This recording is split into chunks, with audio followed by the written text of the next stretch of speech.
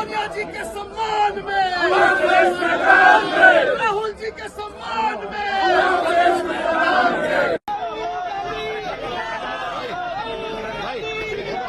तथ्यों के आधार पर आप देखिए, उसमें कोई दम नहीं है। ये बिल्कुल पॉलिटिकली मोटिवेटेड केस है जिसको लंबे समय तक खींचा गया। हम लोगों को न्यायपालिका में पूरा भरोसा है, we will fight it out legally.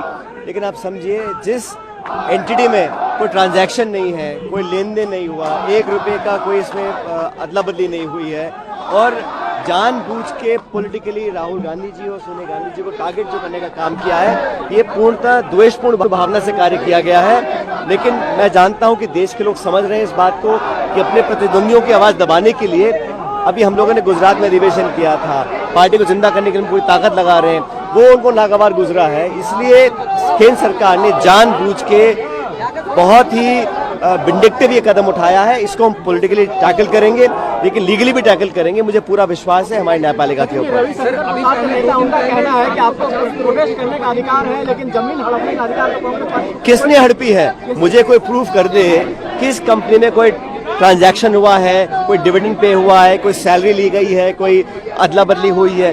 कुछ भी नहीं किया गया है। हमारी पार्टी का एक मुख्य अखबार था, उसके चलाने के लिए पूरी कोशिश लगे हुए थे।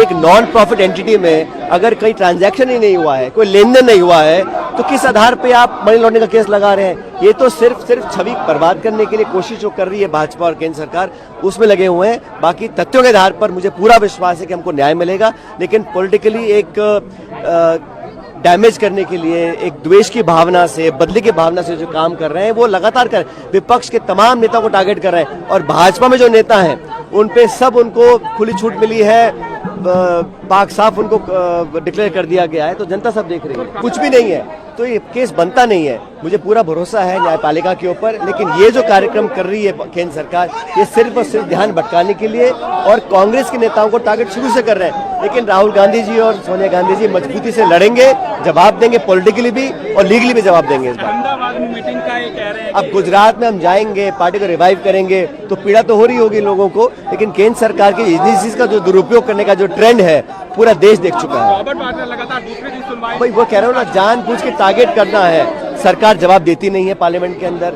बेरोजगारी, महंगाई, दुनिया भर के टैरिफ लगे हैं। हमारे देश पे जो संकट है, उससे जूझने के बजाय आप अपने प्रतिद्वंदियों को टारगेट करें, ये भाजपा का पुराना हथकंडा है।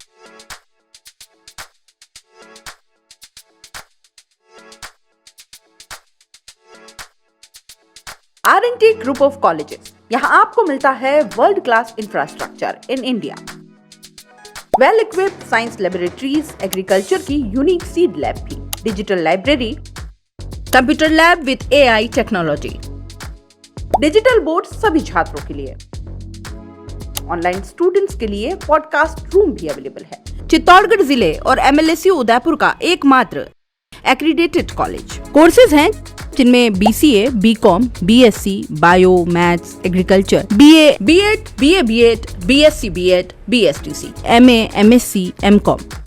बड़े और खुले ग्राउंड स्पोर्ट्स के लिए, जहां होती है sports activities, training, personality development, student development activities, seminar और कॉन्फ्रेंस फैसिलिटी भी, NCC एक्टिविटीज, ताकि NCC कैडेट के रूप में आप भविष्य संवार सके, देश की सेवा कर सके।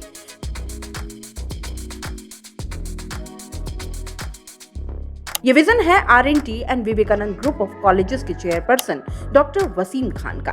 तो आज ही ज्वाइन करें R&T and Vivekananda group of colleges.